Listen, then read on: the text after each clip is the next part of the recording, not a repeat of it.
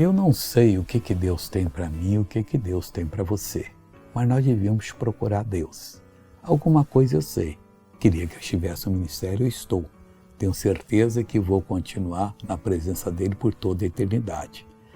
Mas se ele tem mais alguma coisa, eu quero saber, e você deveria procurar. Romanos 4,17 diz assim: como está escrito, por Pai de muitas nações te constituí, perante aquele no qual creu, a saber, Deus, o qual vivifica os mortos e chama as coisas que não são como já se fossem. Então Abraão, Deus queria que ele fosse pai de muitas nações e o constituiu.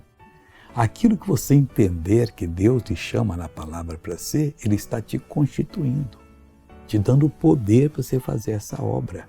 Eu não tenho medo, eu vou num país estranho, vou pregar a pessoa que nunca me viu, com o intérprete do lado, e eu prego a palavra com fé e acontece as mesmas maravilhas aqui no país, porque eu fui constituído para isso. Vamos ver uma pessoa que recebeu uma bênção? Eu sofri um acidente e o carro me atropelou aqui, eu quebrei essa perna em 5 lugares. Como é que você estava andando antes da oração? O tendão estava duro, Imita como é que você estava andando.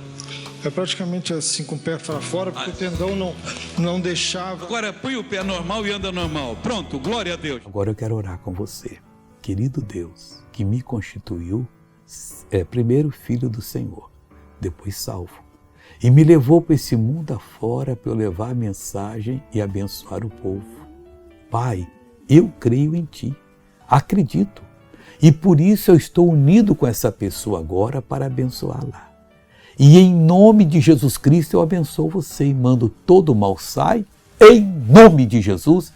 E você levanta as mãos e diz, obrigado, Jesus. E amém.